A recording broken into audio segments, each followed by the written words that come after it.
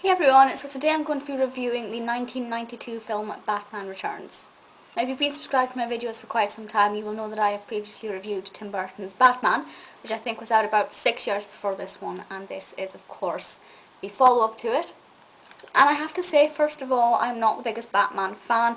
That's not because I don't like Batman, it's just because I've never really explored Batman in any depth. This is only my second experience with Batman, my first being, of course, Tim Burton's Batman. So I know people are going to tell me to go and watch Christopher Nolan's Batman, and I will. I absolutely promise that I will. To all the die-hard Batman fans, I will check them out, I promise. But for just now, we're going to be focusing on Tim Burton's interpretation of Batman. And Batman Returns, I thought was fantastic. I loved it even better than the first version, the first film, sorry. And I think there are quite good reasons why. It's the characters for me more than the storyline itself that makes this brilliant. Michael Keaton, of course, plays Batman again. I do like Batman. I think I preferred Batman as a character in the first film as opposed to this one, but I think there's a lot more of discovery regarding Batman in the first film. So definitely if you haven't seen Batman, watch that before you watch Batman Returns. Penguin is wonderful. I really didn't think I was going to like him. I love Danny DeVito, so I knew I'd like the actor, but I wasn't sure I'd like the character. But I think what he brings to this is fascinating and not at all what I expected. And do let me know if it was the same with you when you watched this or had your first experience with Penguin. The character took a completely different direction to what I thought. I can't really say what that direction is because it will spoil a lot of the film. But the history behind Penguin and how he came about is quite emotional. And I will say that there is a lot of emotion in this film, especially quite near the end. When Selena and Bruce are together and they kind of both realise something, which it'll make sense when you watch it, of course. I thought that was really quite emotional, and I was very almost drawn to tears, which I never expected for a Batman film. And then of course we have Catwoman, Michelle Pfeiffer. Catwoman is wonderful. I want to be Catwoman. I probably shouldn't want to be Catwoman, but she's brilliant.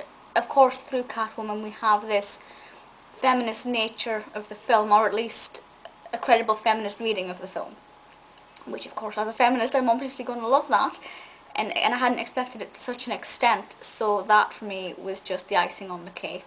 The story revolves around the interaction between the characters and the way that they kind of come together or separate, and that for me wasn't what I was expecting. The relationship between Batman and Catwoman was not, again, what I had expected. I thought they would have worked differently with one another.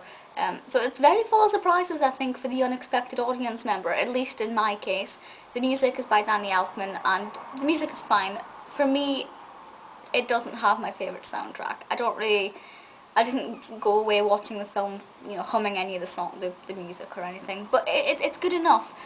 In terms of directing, it's wonderful. There are a lot of clowns in this, you may expect. I don't know if there's any pictures on the back, there isn't, but there are a lot of clowns and kind of circus imagery, and I am terrified of the circus, so for me that was an added kind of fear factor in there. But it's not a terrifying film. It's quite obscure, which I guess is what we can expect for a Tim Burton film. The DVD itself isn't too hard to get hold of.